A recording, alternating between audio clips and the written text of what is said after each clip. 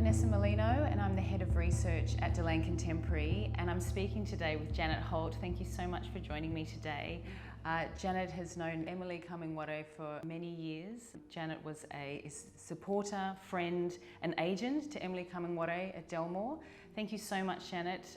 We'll be here talking today about your memories of Emily, your experiences of working with her, and maybe some insight into Kngwarray's culture, into her elements of her painting, from someone who witnessed and experienced it for so many years. So thank you. Yeah, my pleasure. Janet, how do you feel like a new audience should really read Emily's work in a way like this, in this small presentation of her paintings? I think it'd be quite illuminating. You know, I think there's a lot of information out there, and she has a great reputation that brings people's interest to that, which is great. I'm sure it's very representative of Emily, and especially with those beautiful batiks hanging and where she's come from, and it will show a progression to her later works, which have been remarkable as well. Yeah. So let's just go back just to when you very first met Emily and how you ended up being one of her main agents. When I met her, whilst I was still at Papunya, on the weekend, my husband-to-be, looks like it was, he said, I'm going out there to deliver some things to the staff out there, and then I'm coming back because of some other thing, and said, do you want to come? And I went out, and we were offloading gear for the staff to utilise with the boards and things like that. And Emily and Lily Kngwarreye, her travel sister, and Lily's son and possibly a daughter, just came around the corner of the shed, and they'd walked in. They'd seen us coming down the road to the homestead, and they needed. They made it very clear that they needed a 14-inch tube and patches, and then after that, oh, petrol too, and have you got any bread? and Emily was just so amazing, and that was the first time. But I was just enthralled by this remarkable, different woman, you know, and she was so bold and quite commanding in a way, and yet at the same time there's always laughter. You know, yeah, they laugh well, and Don knew them very well.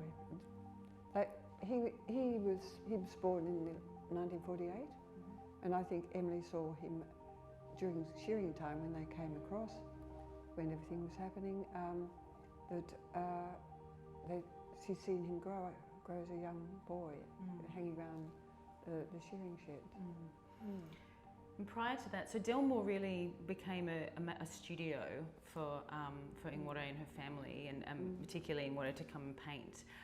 And your experience of the very beginnings of the Aboriginal Australian art market, it was from your experience working at Papunya Toola, which is a very different, very different experience. So your 2 years there really did kind of give you the foundation of how to support Kngwarraye's work. Yeah, well, I was guided by the first Aboriginal Arts Board and how I would go about it, and it was a hard gig, if I could say that, as Dick Kinder said to me later years. The works were varied, and I ended up sort of just working with those that are the best painters, and in order to make sure I could sell them, and there was facilities that could help sell them for us, and especially with the Aboriginal Arts and Crafts project with the Arts Board that set up galleries in 3 different capital cities. And still it was very difficult to sell, and the Aboriginal Arts Board bought pieces themselves, and that was usually funded by Foreign Affairs Department, things like that, to put into embassies overseas, etc. So yeah, it was a tough gig, especially when I had nowhere to live out there, and I managed to handle that with some help from others and sleeping in the bush. So when Kngwarreye started painting at Delmore, she had already had almost 10 years of working in batique, which really is also another like a foundational practice for her for the paintings that followed. So in your experience, and how did you find Kngwarray's relationship change, or how did she either interpret or painting and batik? How was that an extension of her kind of the dreaming and her understanding of these materials in representing that? I look at those works and see that it is about bush tucker and lizards. And these are the early batik works? Yes. Yeah. And the woolly buttsies and things like that in her work. And, but some of them were just wonderful with it. You could see the long lines coming through it in the dotted work. She was impatient with getting the wax out of the shanting sort of things. I've heard she took the head off it, the shanting, and just went very fast. She found it hard work, and it would have been over hot fires, and washing the silks. I knew it was struggling. It didn't suit the women because they did it at home in the bush. At Delmore, they have to travel, and they'd want to go back. So it was best to just forget about it. And I gave Gloria Pajara, I said, here, take all of that gear, and you can have it. Well, that was the beauty of batik at the time. Before it was very transported. You can transport with it. It's very domestic. You can stretch the silks. The women stretch the silks over their knees.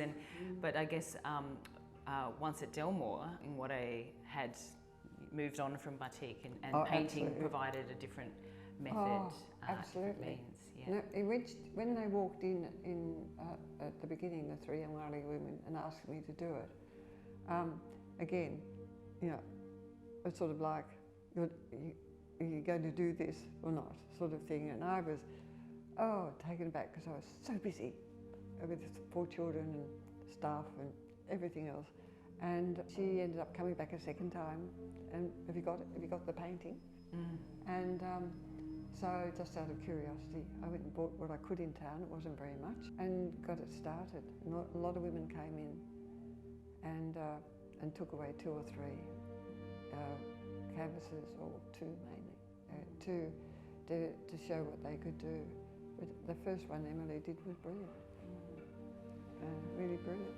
It's revered. It's in the Ian Potter Centre at the moment, in Melbourne Uni. Yes. It's interesting that batik has such a strong, there's that central desert area, and now the revival workshops where the beautiful batiks in the exhibition at Pace are contemporary batiks. They've been made very recently. Yes, so there's a number of beautiful batiks alongside Emily's at the time. I guess with Emily, when her approach to batik was very, as you said, she was very impatient. She knocked the head off the tang, and it was very, the drips and very organic, which I guess once she started painting as well, that you could see that in her work, in her acrylic work. Look, sometimes it could be very quiet, and she's carefully painting. I think she was somewhere else. She was there within the painting, or she was thinking back to a season. This is what month it might have been painting, and she was thinking of when we got bogged somewhere, and I remember that time or something. A lot of reflection on a past life, and loves, and the pain she felt when people died, and even during her painting at Delmore, 2 close young men died. So she also painted at Delmore when it was really real grief. So sometimes you did wonder where she was, and just quietly working. With the line works, it was wonderful to watch. Again, quiet, but very, really in the art itself happening. You didn't really want to interfere with that flow. And the best thing there for her was to always have Lily there. And she sort of got her water, cleaned the, to drink, clean the brushes, get some food, and just be there. Her, because they've been soulmates for a long time. It's Lily being a senior woman herself, and being nurtured by Emily since she was about 15. Yes. So, in the single women's camp after she left her first husband. So no, it's best to let her go, keep her happy, and people coming through, going into station for hunting, they'd pull up and just say hello. They wouldn't sort of bother her too much. Maybe get a bit of gossip on the way, and that was good. But even if otherwise, Lily could be talking to other people, but Emily would just keep going. Yes. Yeah. I guess that comes back to this snapshot of works across, because she was quite prolific, but really her stylistic changes from 1990. And we do have, in this exhibition, there's a beautiful selection of all those stylistic shifts, not all of them, but there is these stylistic shifts from 1990 to 1995, where her work changed quite dramatically, and she kept moving forward. And the evolution and economy of line and dotting would change. And she was in her late 80s when she was painting. I know, at that even time. when she first started painting, I just thought, my God, how could you do this? My mother was, a similar age, and I thought, this is amazing. I think she liked to work, to be busy. I think, if any opportunity came up to do something, she'd be interested and give it a go, sort of thing. Yeah. So you just mentioned that she was, there's a lot of, she was losing family members, there's a lot of, pain, a lot of joy. But Emily's work, Kngwarray's work, it's always focused on one subject in a way, which is the yam dreaming, which really changes in all of its different forms with her, the way that her stylistic changes. But there's that lovely, that connection between the yam and that focus, but with everything else kind of going on. So her paintings would change, but her story would essentially would stay the same. But it also had it was like the change of the seasons. She was very connected to that. You've mentioned that before, that she was very much connected to that. If it was a dry season pending after the previous summer that was dry, everyone's looking out, for the season and thinking about the season, and will we get together for ceremony? Will we be able to, do that properly? Because there's a lot of young men to be put through initiation, and because the population had increased, so they did worry about that. They even worried for us. They didn't like skinny cattle, especially when we often would get a killer in for everyone, and the season aspect is very important. Yes. Really important, and I think I often think of her, the rhythm of her songs too. I think it's almost like there's this undercurrent of a beat through of the country, and it's in a dry time it's just the beat sort of thing. But when the rains come and the growth appears, everything changes. The birds are coming up. They're hearing more birds. Everything is, there's food everywhere in the places that they understand food is to be found. But then even as it declines, like the top layer, say of the yam, all the leaves and the petals of the yam, they disintegrate quite early, but they've still got to go and find them and dig for them. And that's in mind. Will I be able to go to that patch soon? And then how long is it? And they know how long it's going to take to grow. So I'd hate to be coming out of a drought and not having the food supply ready if I have to wait 6 to 10 weeks for it to mature. So they are thinking of the weather And they know, and the men need to know, very much so, because they want to tune in and think, you know, when are we going to sing for rain? And they will do it and just hope that that connection to their rainmaking ceremony works for them. So there's this sort of holding their breath period. Yes. We all are. We all hope. Everyone out in the bush is hoping for rain. That's right.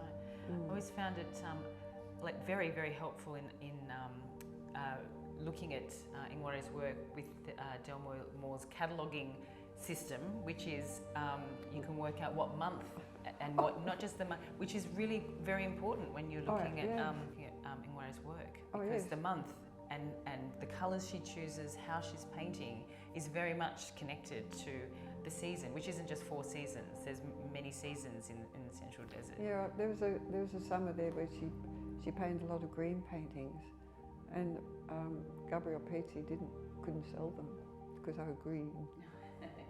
But they have sold since, but she was quite adamant about that, and I never know where she got the green from, because I didn't supply it.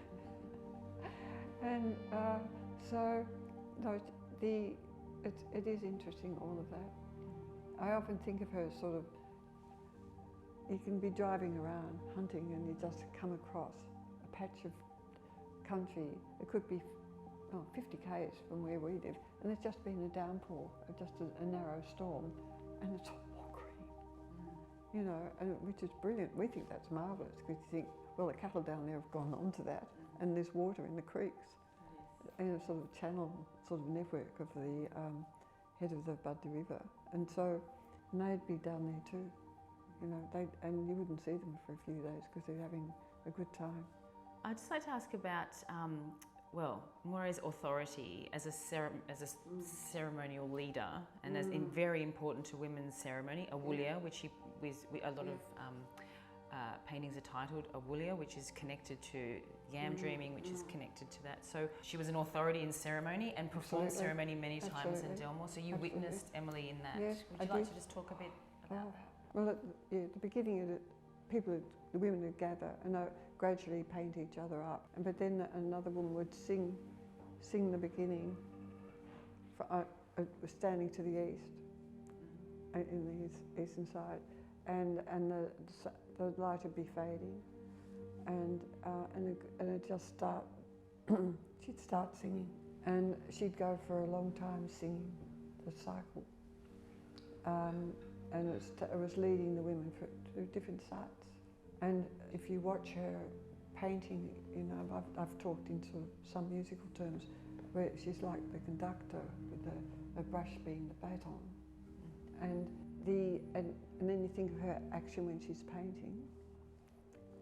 She'd be doing this, which is how she'd reach out singing as the emphasis at the beginning of the stanza of what was being sung, and even just going back that way too. I think she's really in a moment with those lines, and a body gesture, and just stretching out, reaching out, emphasis, with the as a sort of a pulse or a rhythm that's going through everything.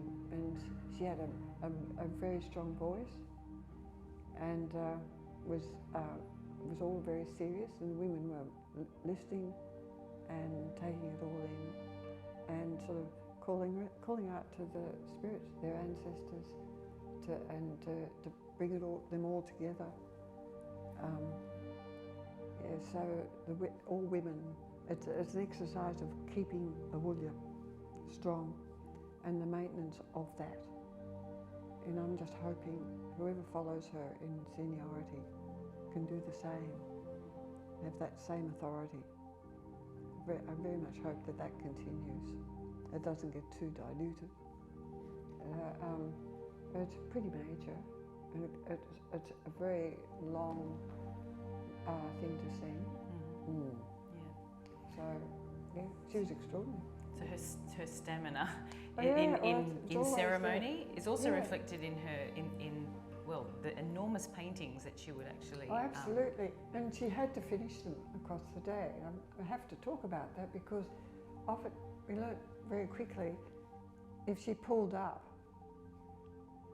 and the next day or whatever came to finish it, it didn't work as well. She has to go through one flow of things like singing a ceremony. Yes. Getting through it all. And it could be, at times I think of her, you know, just thinking of something that involves body, like cicatrices on a body, where someone's died, or just recalling that. The line can change a bit, but you don't really know, and yet you don't, if you don't go into that space and ask questions. Because as I think it was Jenny Green says, you know, you can ask questions, you just say, look at you and say, you know, which baffles us. But I think there's a lot to that statement, and it's about us as individuals and what that we mean to her. Yeah.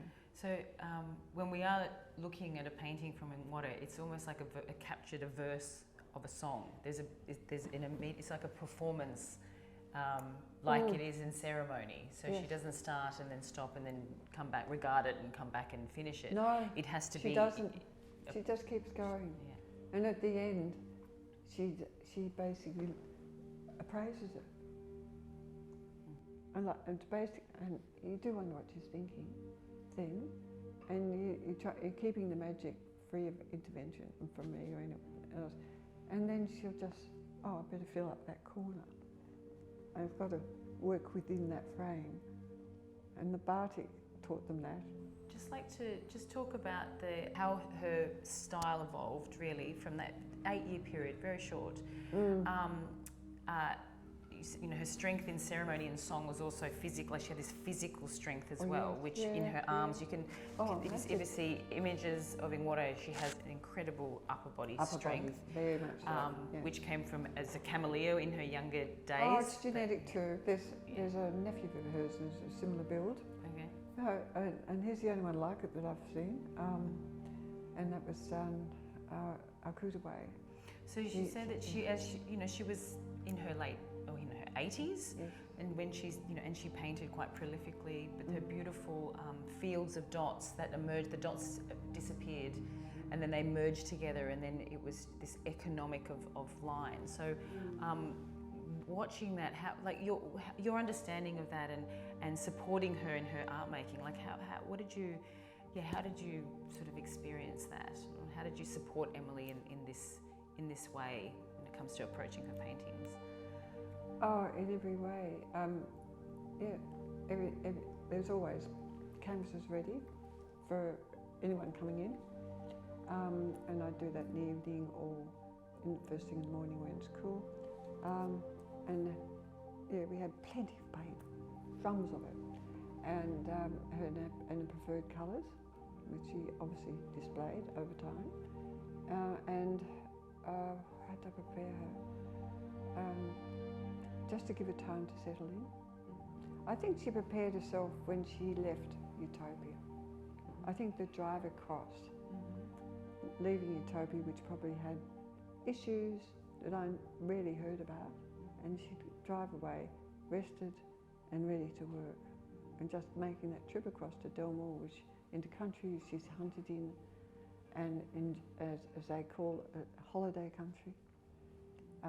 And just sit down with people she knows, and then knew of, and I didn't know she she knew that I had worked with Aboriginal artists before. I never mentioned it because I was so busy. Probably best to just not interfere that flow, and at times you had to, or else at times I would have to, but basically always happy with the result. The environment there is always quiet, and I think that was good for her to get away from Utopia. She was always prepared and ready, and she'd always come early so she could go back, without the sun being down, I think. And she was just going to her camp. It was a bush camp, which is remarkable. So I think it was just more peaceful to be in the bush, and it certainly encouraged and made sure she did just go bush when she was sick towards the end. And ultimately she ended up staying at Delmore for a period before she died. And Alalakara, her country, really was her whole world. She Absolutely. really very rarely left. It's really so important as for the Emu dreaming, that site, and sort of with the Ngwarreye site of Gloria's mob, the two brothers, and how they shared the emu with other things, different things, but the emu was the most important dreaming. Kngwarraye's legacy, really, like how do you see that in contemporary art today? From the same area, from. I think it's helped. I think hopefully it's bringing a new generation through, who have their own version, their own look at the country. I'm not sure how I could qualify that. I have seen some of those works. I haven't really looked at their website very often, and there are older women still painting, which is good. There's some wonderful people who've passed away, which is sad. But it's good to see the Kngwarrayes and Pyjaras still engaging. They're that main group I worked with. There was a couple of Kngwarrays like Lily Kngwarreye and Lily Kngwarreye, but they linked to Delmore country and her husband too, sort of. So their husband. So they would always be coming through and working the same way. And they did the dotted work of Barbara. And yeah, I think that was interesting that they did just dots. And then of course Angeline came through, and she was particularly clever with dotted works. Like she was on top of it. It was hers, particularly the lineal lines. That no one else did that. I don't think she allowed it to put the lineal line that she did under the early ones. You didn't see it in other works. So that was saying, this is mine, you know, so no one else touched this. This is my signature, sort of thing I put down. It's like, yeah, that's a signatory thing. This is mine and no one else's. I'm painting this. That's right. I am Karma. Yes, that's right. And as an authority, that's it. hers. Oh, she had it. She was right up there with helping mentor people with the men, older men, when things are difficult. They got together, and you know, it was. She was known to be of importance many years ago. She'd been appointed as a young woman by a father, probably, you know, and chosen by, as they do, they observe the young and see where. It could be from a big family. It's not necessarily the eldest is the one who takes the full authority. They observe them and see where they're going to be placed in as elders in the next generation. And she, right from the beginning, I think, was prepared for authority. And she certainly had a lot of front. She wanted to be there, knowing what's going on, and could boss men around. Well, thank you so much, Janet. Really. Oh, it's my pleasure. I come from a different point of view. No, but it's wonderful. I'm not a linguist or someone who reads every book on anything, all the art, Aboriginal art. I was a very busy woman, and I'm really grateful that they were happy to just peacefully work together. And I just kept an eye on them, made sure that everyone's health everyone was going to the doctor, everyone was eating the right food, and lecturing about diabetes to kids and that sort of thing. So, and teaching them even how to count money. Yeah, it's very important. Yeah. But also you watched Kngwarreye paint, and watching and actually how that is a really incredible insight. Watching somebody paint, you can learn so much about. Yeah, but I didn't hang around because I would have been in the way. I would have just broken the flow. I'd pass by and just see everything's fine. Mm-hmm. And at the end, she's tight. When she's at the end of the day, sort of looked like it was complete. I wouldn't say much. Well, thank you so much, Janet. Really, it's always wonderful talking to you. Oh, thank you. There's such a story out there. Yeah.